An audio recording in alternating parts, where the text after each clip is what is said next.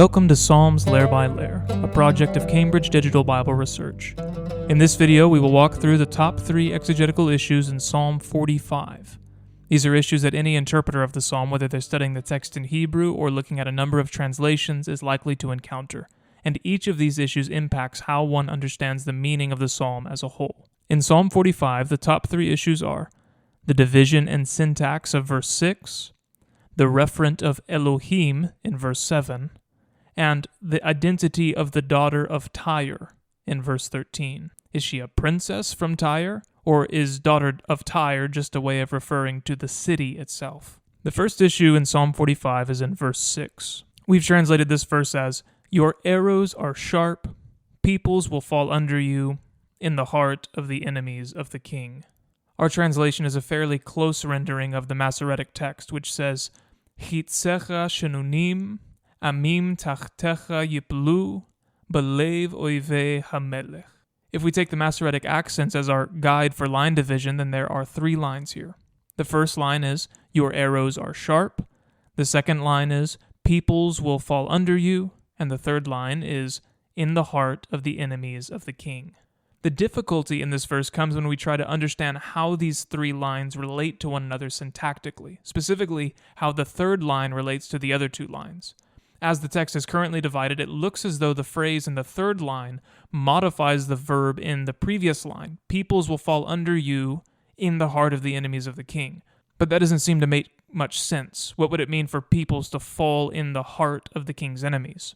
Most translations then understand the phrase in the third line to be modifying the clause in the first line. The KJV, for example, says, "Thine arrows are sharp in the heart of the king's enemies, whereby people fall under thee." So the KJV and others have reordered the lines to make clear that the third line actually modifies the first line. This solution to the problem is apparently very old.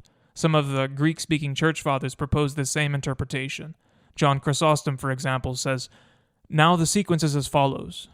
Your arrows are sharp in the heart of the king's enemies." The phrase, "people will fall under you," has been inserted in the middle, however. The Aramaic Targum of Psalms gives a similar interpretation. It says, "Your arrows are drawn to slay armies, peoples fall beneath you, and the sons of your bow are dispatched into the heart of those who hate the king." Although the Targum doesn't actually reorder the lines, it does suggest that the third line, "in the heart of the king's enemies," describes the arrows from the first line. The sons of your bow, that is, your arrows, are dispatched into the heart of those who hate the king. We find similar examples of this phenomenon elsewhere in the poetry of the Bible.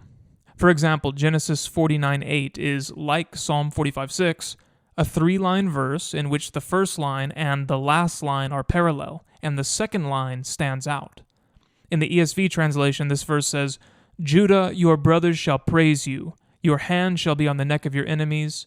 Your father's sons shall bow down before you."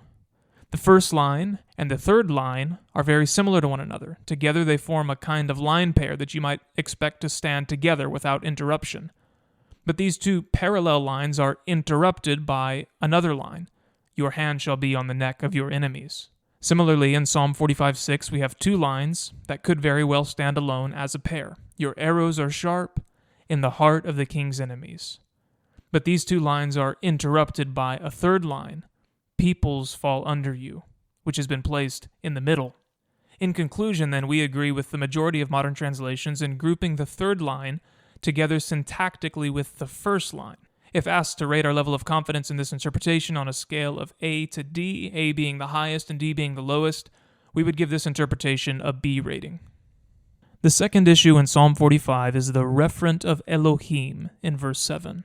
The word occurs in the first line of verse 7, which we've translated as, "Your throne, God, is forever and ever." The word God is a translation of the Hebrew word Elohim. The full Hebrew text for this line reads, "Kis'acha Elohim olam va'ed." As we've interpreted the syntax of this clause, the subject is Kis'acha, your throne.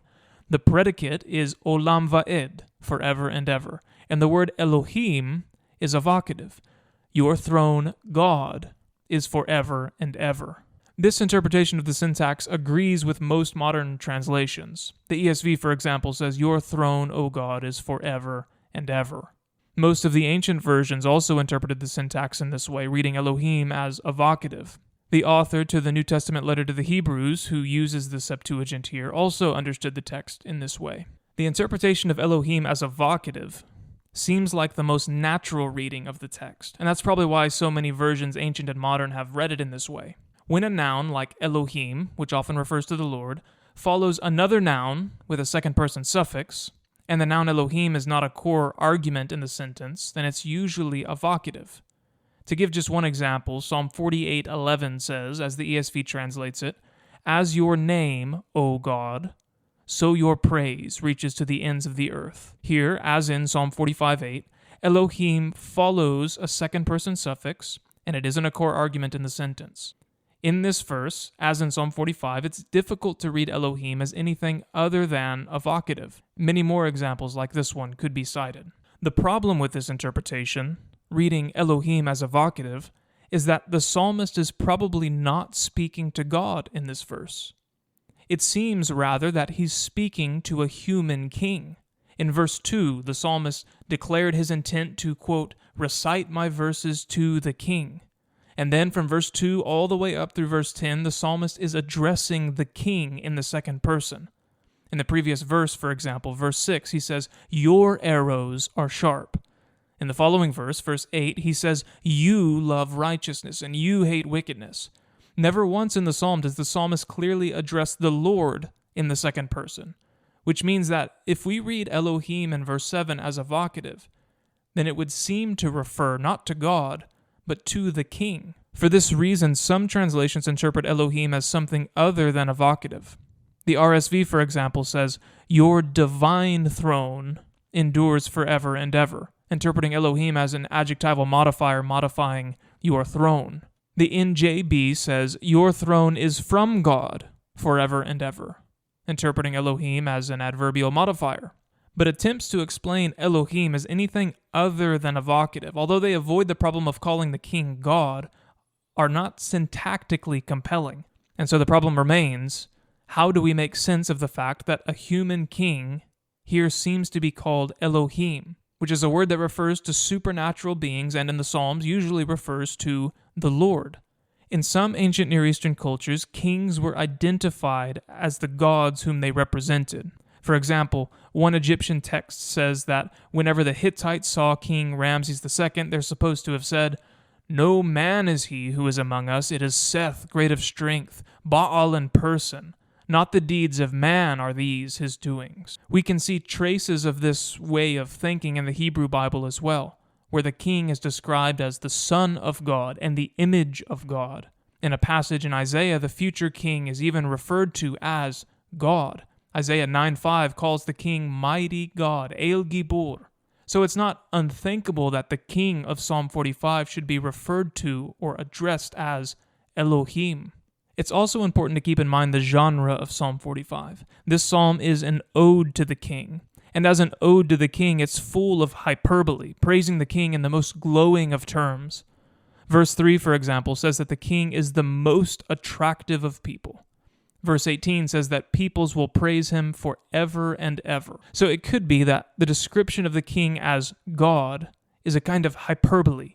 The point isn't to say that the king is a spiritual being, but that the king is the perfect image of his God. The second half of the verse goes on to say that the scepter of his kingdom is the scepter of righteousness, and the following verse goes on to say that he loves righteousness and hates wickedness. In these respects, the king is like God. In fact, he's so much like God that the psalmist can address him as God. In conclusion, then, we've chosen to read Elohim as evocative, referring to the king. Your throne, God, is forever and ever. We give this interpretation an A rating. The final issue for Psalm 45 is the identity of the daughter of Tyre in verse 13. As we've translated it, verse 13 says, "And daughter Tyre, the richest of people, will seek your favor with a gift." In Hebrew, the verse reads, "Uvatsur b'mincha fanayich yechalu ashirei am." The phrase in question is the phrase vatsur, a construct chain that we might translate literally as daughter of Tyre. There are two issues concerning the interpretation of this phrase. The first is a syntactic issue. What is the syntactic function of the phrase vatsur? And the second is a semantic issue. What or who does vatsur refer to? In terms of syntax, there are two options. Vatsur is either the subject, this is the view of most translations, or vatsur is a vocative. A few translations take this second option, including Jerome's Latin translation from the Hebrew text. But the presence of the vav, prefixed to the phrase vatsur, makes a vocative interpretation unlikely. For this reason, we've chosen to read vatsur as the subject of the clause, along with a majority of translations ancient and modern. The next issue then has to do with the meaning of the phrase. And again, there are two main options. The first option is to read daughter of Tyre as a reference to an individual woman from Tyre, a princess in particular. The NLT, for example, says, "The princess of Tyre will shower you with gifts. The wealthy will beg your favor." The other option is to read daughter of Tyre as a reference to the city of Tyre. The NIV, for example, says, "The city of Tyre will come with a gift. People of wealth will seek your favor." Similarly, the ESV says, "The people of Tyre will seek your favor with gifts, the richest of people." In support of the first option, we might think of the time when the Queen of Sheba visited King Solomon. In 1 Kings chapter 10, verses 2 and following, we read that the Queen of Sheba came to Jerusalem with a very great retinue, with camels bearing spices and very much gold and precious stones. She gave the king 120 talents of gold and a very great quantity of spices and precious stones. Never again came such an abundance of spices as these that the Queen of Sheba gave to King Solomon. This story shows the plausibility of a wealthy foreign princess visiting an Israelite king and showering him, or in the case of Psalm 45, showering his wife, with gifts. There is, however, a syntactic problem with this view. If we interpret daughter of Tyre as an individual Tyrian princess, then this grammatically singular subject, batsur, with a grammatically singular referent, doesn't fit with the plural verb later in the verse, yechalu.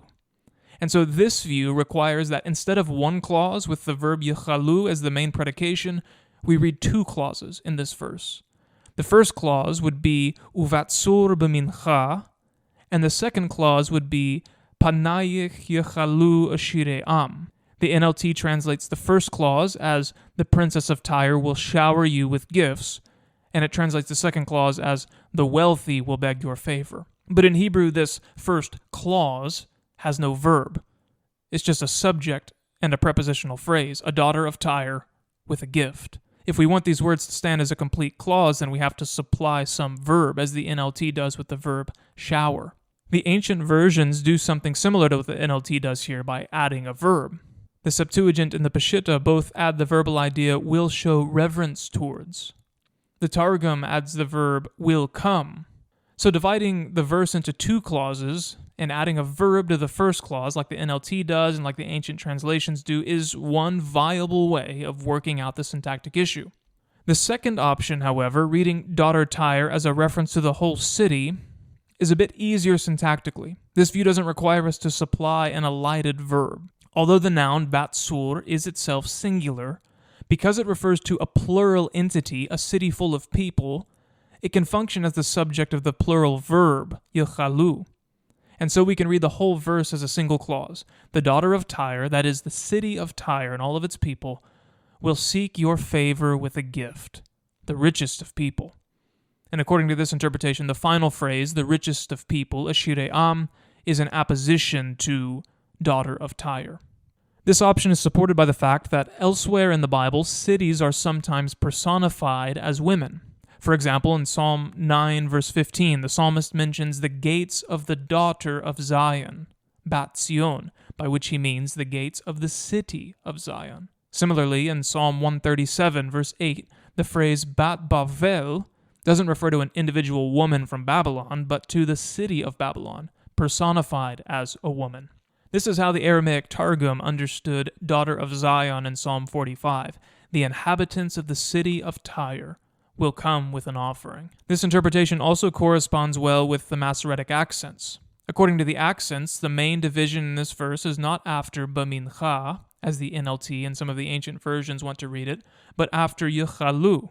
This prosodic division of the text encourages us to read it as one big clause, with Batsur as the subject of the plural verb, which only works if we understand Batsur as a city, and the phrase Ashire Am in apposition at the end. In conclusion, then, we interpret Batsur not as an individual Tyrian princess, but as the city of Tyre. We give this interpretation a B rating. How we resolve each of these exegetical issues shapes how we see the psalm as a whole. In verses 3 to 8, the psalmist praises the king, chiefly because the king shares in God's attributes. In verse 4, he depicts the king as a warrior strapping on his sword in divine splendor and majesty. In verse 5, he says that the king rides into battle, not for his own cause, but for the cause of righteousness. And then in verse 6, he describes the king's victory in battle. Your arrows are sharp, peoples fall under you, in the heart of the enemies of the king. The outer lines depict the king's arrows piercing the hearts of his enemies, and the middle line describes the effect. Entire peoples fall under him. Up to this point, the psalmist has been describing the king in divine-like terms, but here in verse 7, he actually addresses the king as Elohim. In other words, the king in all of his glory and majesty and in his righteousness is the perfect image of his God, so much so that the psalmist can refer to him as God. By verse 13, the psalmist has turned to address the king's bride. If the bride will forget her people and her father's household and give her complete loyalty to her new husband, then she will be blessed. Her husband will desire her beauty, and the city of Tyre will come to bring her gifts and seek her favor. This has been the Exegetical Issues video for Psalm 45, in which we explore the difficult and important issues that interpreters of the psalm are likely to encounter. Our overview video provides a coherent interpretation of the psalm, and our Poetic Features video explores the natively Hebrew poetic nature of the psalm. All of these videos are offered free of charge thanks to the generosity of our donors. Please visit us at cdbr.org to learn more.